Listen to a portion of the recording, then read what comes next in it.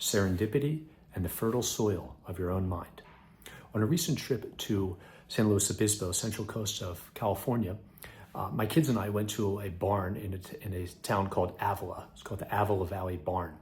And this was the highlight of their trip last year there, where they could feed all different kinds of animals, llamas, cows, bulls, chickens and goats. And they just had an amazing time. And the amazing thing is that it was $3 to buy a head of lettuce, but the amount of fun and joy that they experienced from a mere $3 was really quite a return on investment. They just fed the animals for hours and loved it. Another highlight of the trip was a hayride where they would drop us off. Now, last year they dropped us off and we picked flowers. This year they dropped us off and we picked apples. And I have to tell you, the ability to just pick a piece of fruit from a tree and then eat it without washing it and going to a store and buying it, I mean, it was just so amazing. This year, my youngest son, again, wanted to pick flowers for mommy. That was his highlight. I just wanted to go pick flowers for mommy. So we walked to this beautiful field of flowers. And we spoke about a story that I remember reading many years ago my son and I spoke about this. We see this field that I assume it hasn't always been a farm. So until it was plowed and then fertilized and planted and taken care of properly, there was nothing there. And just wonderful messages, which I'll get to. But one of the first is the field and the flowers that are there, as gorgeous as they are, they also occur in the wild. You have fields and hillsides covered with flowers. And part of it is due to the pollination by bees. Bees will land on one flower and then move to another flower, bring some of the pollen with them, and then cross-pollinate and fertilize, and then new flowers can grow. Now, the bee is not doing that on purpose. It is just eating and then bringing some of the pollen unintentionally with it. And as it does so, the effect is a beautiful field of flowers, a beautiful hillside covered with flowers. Now, the bee was not doing this on purpose, but it is a byproduct. And this is what is called serendipity. And the term comes from Horace Walpole. 1754, it was introduced into the English language. And it was inspired by a Persian story called the Three Princes of Serendip. And it had to do with the main characters were traveling around and went on adventures and discovered things that they were not intending to discover along the way, things that they acquired and gained, different adventures they had. But by going along the way, great things happened to them that were unintended. So serendipity is when good things happen to you unintentionally while you're working towards something. So in our own lives, you have a specific goal that you're working towards something. You may achieve things and find things, business contacts and friends, and learn something along the way that you are not intending on discovering or acquiring, but because you're working towards a worthy goal, these are the great benefits that happen. So your goal is that you maybe want to be a physician the way I became, but along the way, as through studying science, you realize that, you know what, I don't really want to be a doctor, but I really like chemistry, I really like physics, I really like the biomechanical engineering. But if you were not working in that path, and you would not learn these new skills, meet certain people, acquire new skills along the way, new information, unique people, unique environment, geographical locations, all these things that cause you to then gain things that you were not intending on gaining. So serendipity is when good things happen to you while you're pursuing something. So a bee tries to feed itself, and in the process it goes to different flowers, it cross-pollinates and creates a beautiful field. Now, that wasn't the purpose, but that is the end result. In our own lives, when we're working towards a goal, we may realize that this is not actually the goal we want. We may realize that there's something better for us, but had we not been working towards that goal, we may never have had that opportunity to get this new information, meet these new contacts, to then lead us in a different direction. If you're sitting on the couch, it's very difficult for that to happen. If you sit on the couch all day, do nothing with your life, that's unlikely to happen. But if you get up and start moving towards something along the way, good things happen to you while you've made a decision and you're working towards a worthy goal. Another great story from the trip was obviously that the field, if there was not a certain amount of labor put into it, would just be barren. It would just be laying flat. There wouldn't be anything growing there. And Earl Nightingale, in his famous record originally called The Strangest Secret, describes your mind as being like a field, where in one part of the field, one row, you have nightshade planted. Nightshade is poisonous if you were to consume it. So one row is planted, and then in another row in the field, you have corn seeds planted, and eventually it grows corn. One side grows something nutritious, corn, but as nutritious as corn is, it's certainly not poison like nightshade. One side is nightshade, the other side is corn. Now, if they're in the same part of the field, just running parallel, but the field can produce something that is poisonous or it can produce something that is nutritious. The field doesn't care. You plant the seeds, you cultivate it, and you'll either grow poison if you plant nightshade, or you'll grow corn if you plant corn seeds. And he says that the mind is even more fertile soil. And if you continue to plant seeds of frustration, cynicism, anger, pessimism, then this is what your brain will grow. If you ask negative questions, you will get negative answers.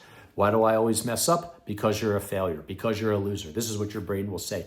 If you're constantly pouring in negativity, and this is also people that you're listening to, people you surround yourself with, things you watch on the internet, things you watch on the television, the friends you associate with, or business associates that you surround yourself with, things that you read. If you're constantly pouring in negativity, then your brain will grow negativity, will literally grow poison. Conversely, through positive thinking, surrounding yourself with positive people that want the best for you, not the people that this expression blow smoke to make you feel better about yourself when they shouldn't, and don't tell you you're doing something wrong when you actually are, and tell you everything's great when things aren't, but people that genuinely want the best for you, business colleagues, friends, family members, your job, things that you read, things that you watch on television or on the internet, things that are more positive that will help you work on your character, with your skills, with your goals, with your morality. If you're planting those seeds, then this is what your brain is going to sprout. You plant negative seeds, you'll get something negative. You plant positive seeds, you'll get something more positive. So I was thinking about that with my son when we were looking at the field.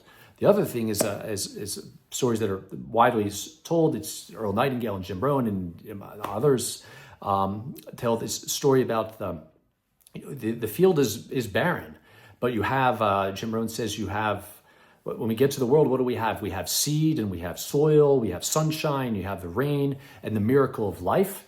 And the question is, what do you do with all this stuff? You have the soil, you have the rain, you have the seed, but what do you do with all this stuff? You can choose to bring it all together and then grow something, create something that no other animal can do, no other life form can create. But that's by choosing to do specific things with what you have available. We can't change the economy. You can't change the seasons. You can't change the banks and schools. Jim Rohn says schools and everything that's around you. You have certain things to work with in the country that you live, in the neighborhood that you live in the city you live in. You can't change the economy. You can't always change the government. You can't influence too many things, but what you can do is take what you have to work with, the school that you have, the resources that you have, the banking system that you have, the market that you have, the economy that you have, and you can use it to create something fantastic. Or you can complain about the seed and the soil and the sunshine and the rain and the miracle of life. You can complain about it like you can complain about the banks and the schools and the teachers and the priests and the rabbis and the ministers and everything that's going on, and blame everybody. But that's blaming, Jim Rohn says, that's blaming everything that you got. And he says beautifully, he says, if you blame everything that you got, he calls it a mistake colossal, because you can't change certain things that you have around you, but you can take them from what they are. You can utilize them to make the best of your situation. So you can look at the ground and you can say, I've got the seed and I have the soil and I have sunshine and the rain and this miracle of life that we don't even understand, how you can put a seed in the ground, and with the right cultivation, you have crops that sprout. I remember Jim Rohn says that the Almighty says, here's the deal. You plant the seed and I'll make the tree. It seems like a pretty good deal, right? Imagine if you had to go home and you had to figure out how to make a tree. That would keep you up at night, he says. Imagine, how do I make a tree? Well, the Almighty does it for you. But he says, you gotta take the first step. You have to put something in there. You plant the seed. I'll supply the water. I'll supply the sunshine. And through this incredible process of science and maybe other things we don't understand, from that sprouts a tree that has plums and peaches and apples, unbelievable stuff. And all we have to do is just certain things, and then there's what's called the miracle of life. And the same thing is true in our own lives. We have to take certain steps. You have to get out of bed. You have to get dressed. You got to take a shower. You have to have some plans. You have to get out there in the marketplace. You have to go to school. And along the way, good things start to happen to you when you take the right steps. Now, it doesn't always work out. He uses the example that sometimes it hails on your crops the day before the tractor goes in for the harvest. But does it happen every year? Statistically, probably not. Sometimes the hail does destroy your crops. And it's sad when that happens. The farmer puts in all of his time, all of his energy. He's an honorable person, cares about his family, and the hailstorm still comes and destroys his crops. But statistically, is it going to happen the next year? No, probably not. Odds are it's not going to happen if you keep doing the right thing over and over. So by seeing this field and seeing the beautiful flowers that were growing and the peach trees and the plums and the apples, you can see what's possible by diligence with honest hard work and skill and taking care of what you're responsible for. And in our own lives, if we take the same steps, that good things begin to happen to us, even though we don't understand how it happens. You go to the library to study, you run into somebody that might be able to help your career. You go to a seminar to learn how to become a better communicator, to sell better. Maybe go to synagogue or church and to learn how to become a better person and to think about something besides just yourself and think about a higher purpose and maybe design to the universe and giving charity and focusing on other people. And then you meet someone, you fall in love with them. And had you not gone, that would have never happened. That's serendipity. That's good things occurring when you're pursuing something else. So beautiful, beautiful field, growing flowers. Earl Nightingale uses the example of the mind. The mind is fertile soil. What you pour into your mind is what's going to come out. You plant poison, poison will come. If you plant positive thoughts, positive goals, morality, these are the things that your brain that will spring up from your brain. But if you're constantly planting negativity, what you're watching, what you're reading, all of a sudden a bad thought will pop up. You're a loser. You can't succeed because you've planted these negative seeds. So then you get a negative yield, a negative crop. And think about the story of serendipity and the bee. The bee pollinates all across the hillside and beautiful flowers emerge. That was not the bee's intention, but that is an unintended consequence when the bee is just going about its regular function as a bee. And in our own lives, we pursue a worthy goal, good things come along the way. Horace Walpole introduced the term serendipity 1754, based on this story, the Three Princes of Serendip, this Persian story, where these guys were always discovering great things along the way while they're going along their paths. Great things happened to them because they were actively involved in going on and pursuing things. So wonderful story, great messages from the land and the soil and how it relates to the economy. Because really, ultimately, what you have is you have soil, you have sunshine, you got rain, the miracle of life. And the question is, what do you do with it? Do you combine it to make food? Do you combine it to make flowers at a farm, to make trees that will grow and yield fruit? Or do you just look at the empty field and say, there's nothing here. I have all these opportunities, but I'm not going to take them.